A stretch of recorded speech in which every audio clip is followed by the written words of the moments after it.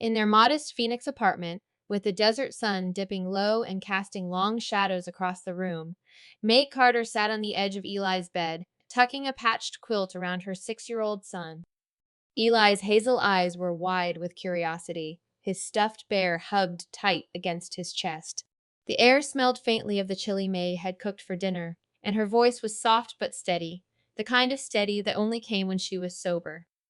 She'd just finished telling him a story about the Cobra Queen, and Eli's little brow was furrowed with a big question.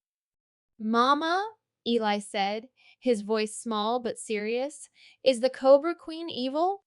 She sounds kinda mean sometimes, like when she makes people's parties go all wrong.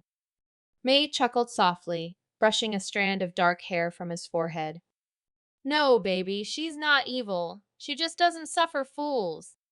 Most of us, Eli, will suffer foolishness to survive. We'll put up with silly people 'cause we gotta. But the Cobra Queen? She'd rather die than let a fool think they're smarter than her. She's proud, that one, and she don't take kindly to nonsense.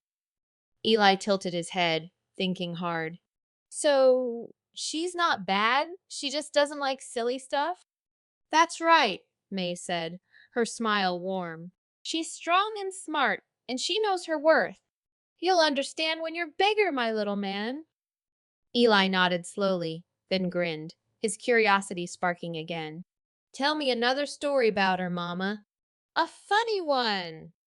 May laughed, settling back against the headboard, her voice taking on a playful lilt. All right, all right. One more for bed. This one's about a rich lady who thought she knew too much about the Cobra Queen and learned her lesson the silly way. You ready? Eli nodded eagerly, snuggling deeper into the quilt. Well, May began, her eyes twinkling. Up in Boston, where the fancy folks live and the ocean sparkles like a big blue jewel, the Cobra Queen was sailing her golden ship, the Cobra Queen, making everybody happy with music and yummy food. Now, there was a rich lady named Mrs. Gossipina. Her real name was Clara Bellafontaine, but everybody called her Gossipina 'cause she loved to. Talk, talk, talk. She'd write stories for a fancy paper, telling all the rich folks what was happening in their world. And one day, she decided to write about the Cobra Queen. Eli giggled. What'd she say, Mama? Oh, she said all kinds of silly things. May said, her voice dramatic.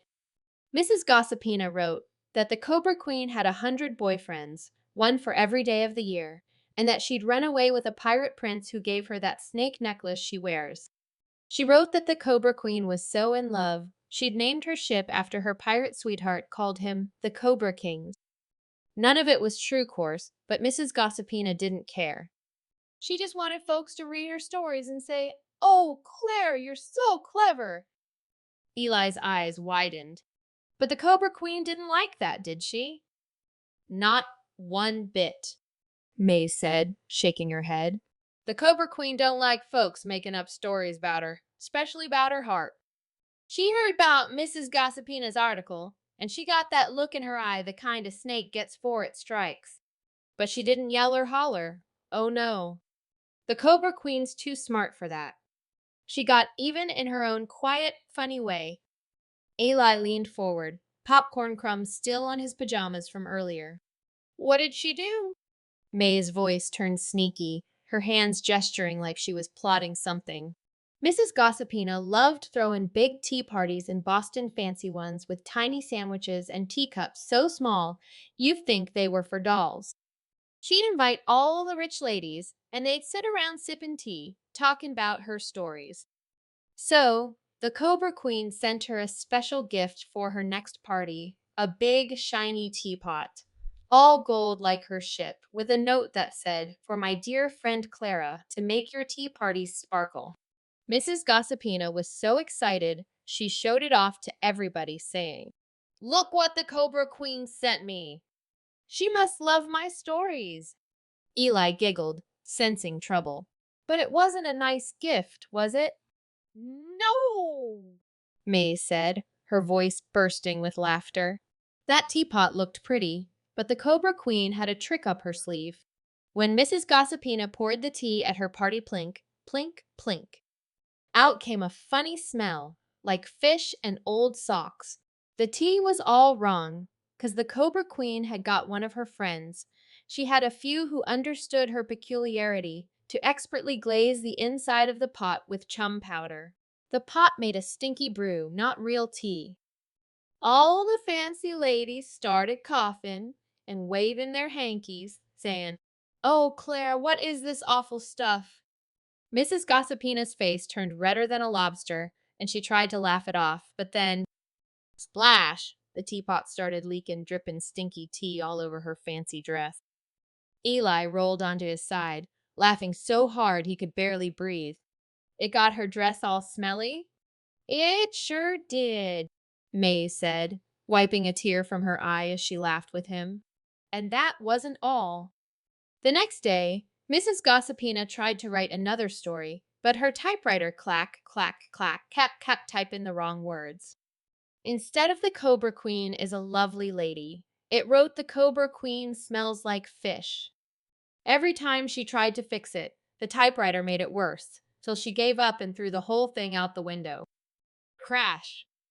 The Cobra Queen had put a little mischief on that typewriter. See, to teach Mrs. Gossipina a lesson.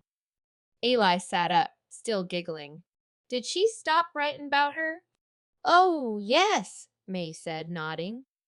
Mrs. Gossipina never wrote about the Cobra Queen again, 'cause she knew she'd been foolish, making up stories about someone she didn't really know.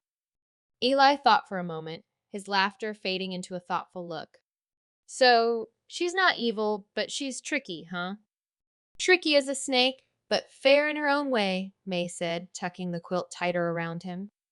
"Don't be a fool, Eli, and you'll never have to worry about her tricks. Now, close your eyes, my little dreamer. Time to sail off to sleep. Maybe you'll dream of a golden ship, but don't go making up stories 'bout its queen."